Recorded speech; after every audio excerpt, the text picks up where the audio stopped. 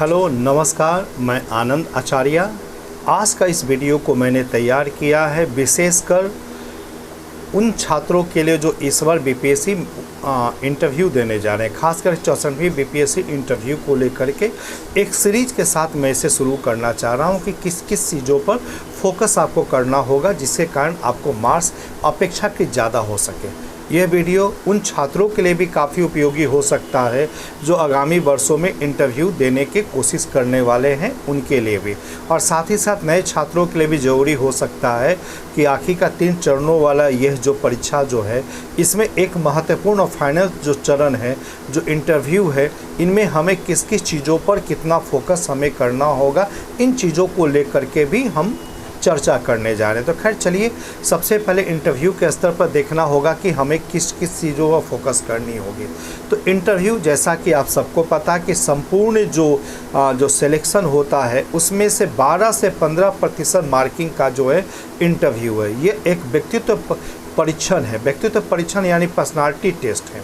तो personality test, जैसा कि आपका जो कॉल लेटर है उसमें भी स्पष्ट रूप से कहा जाता है कि एक समान बातचीत है जिससे आपकी नज़रियों को समझे जा सकते हैं। तो किस नज़रियों को?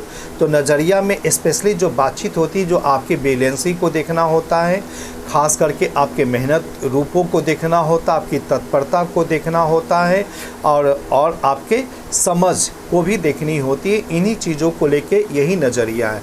आपकी सोच को, आपकी कट्टरवादिता को लेकर के ये समझने की एक कोशिश है। इसी को हम लोग व्यक्तित्व परीक्षण के रूप में कह सकते हैं।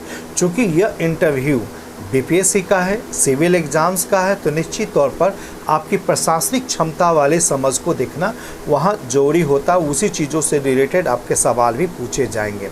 तो खैर चलिए, इन चीज़ों को देख करके हम लोग कह सकते हैं कि अगर संपूर्ण तैयारी को अगर आप देखते हैं तो उन तैयारियों को हम मोटे तौर पर 2 भागों में बांट सकते हैं। वो भाग है, एक वर्बल और दूसरा है नॉन वर्बल।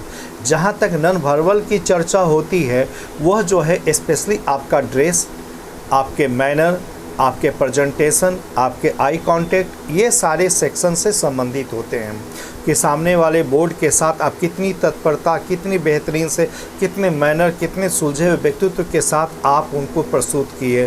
कितना मैनर यानी कि सॉरी सर कहना, किस तरह आप आके अभिवादन करना, इन पहलुओं को देखना होता है।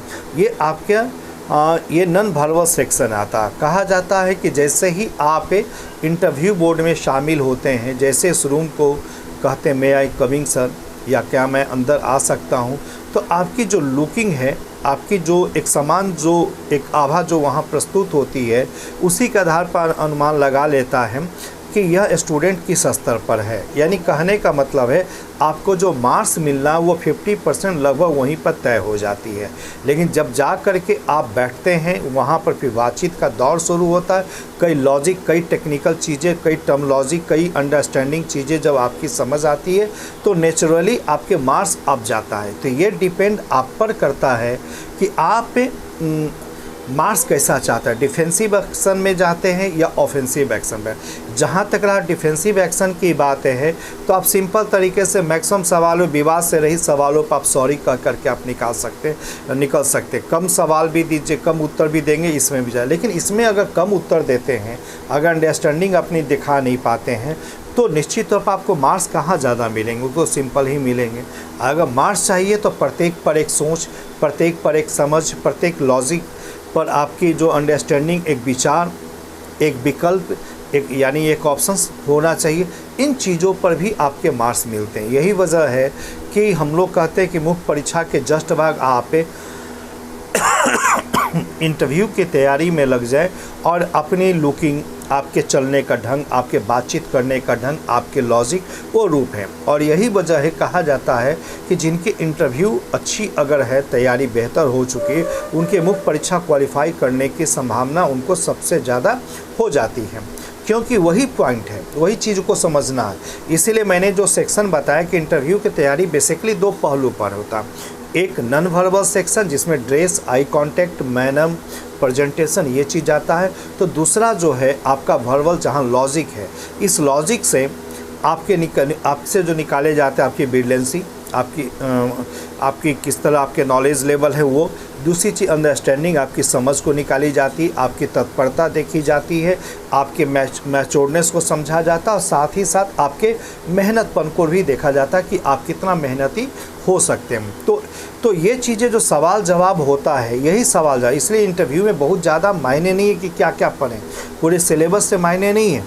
लेकिन हाँ, छोटे प्रश्नों को अगर आप नहीं बताते हैं तो चल सकता है, लेकिन अगर विचारात्मक प्रश्न को अगर आप नहीं बताएंगे तो नेचुरली यह महसूस होता है कि आपकी समझ उस स्तर पर नहीं है। इसीलिए जो विचार वाला प्रश्न है, उन विचारों से बचना नहीं चाहिए, उस पर एक थॉट को पहले से ही डेवलप करना चाहिए। कई लोग ये मानते हैं कि ऐसे विवादित प्रश्नों से बचा जाना चाहिए। मैं भी एक सलाह देता हूँ, बचा जाना चाहिए, लेकिन मुझे लगता है कि ये कैसे उस समय डिसाइड करेंगे किन प्रश्नों को विचार करना, किस प्रश्न को बचना।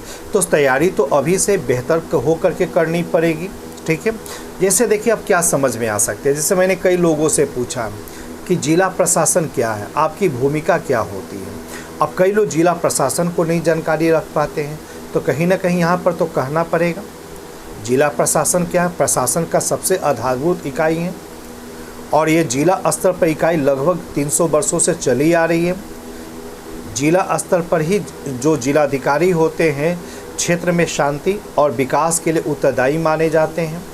तो ये चीज़ों को तो आपको कहना पड़ेगा और आपकी भूमिका जो है वो भूमिका जैसे एसडीसी मैक्सिमम लोगों ने लिया, तो निश्चित तौर पर जिलाधिकारी का प्रमुख कार्य है, तो जिलाधिकारी को आप असिस्ट करेंगे, आप सहयोग करेंगे। जो जिलाधिकारी जो तय किया जाएगा, ये यानी जो काम देंगे वो काम को करना होगा। तो यहाँ पर इस चीज़ों को यही अंडरस्टैंडिंग है, तो कम शब्दों में ज़्यादा से ज़्यादा लॉजिक देना। दूसरी चीज़ें होती हैं कि भारत नेपाल का सीमा विवाद क्या, तो कई लोग एक लंबी कहानी के साथ जोड़ते हैं। सुगौली की संधि को लेकर के 200 वर्षों से पीछे चले आते हैं। इंटरव्यू बोर्ड को इतनी नहीं चाहिए, आपकी अंडरस्टैंडिंग लेवल चाहिए। केवल आपको यही बताना होता है कि सुगौली के संधि के तहत महाकाली नदी का एक छोर नेपाल को, दूसरे छोर भारत को मिला है, लेकिन केवल इस नदी की चर्चा हुई। अब कालांतर में इसके उत्पत्ति स्रोत 3 हो चुके हैं, 3 जो है। अब महत्वपूर्ण स्थान लिपुआ धारा, लिपू लेक और जो काला पानी, तीनों की चर्चा होती है। अब ये नदी को माना गया तो नदी तो आप समझ सकते हैं कि कई सरिताओं के मिलने से होता है, और सरिता यानी छोटी छोटी नदियाँ, तो 3 अलग अलग क्षेत्रों से नदियाँ आती है और एक स्थान पर आकर के बृहद रूप ले लेती।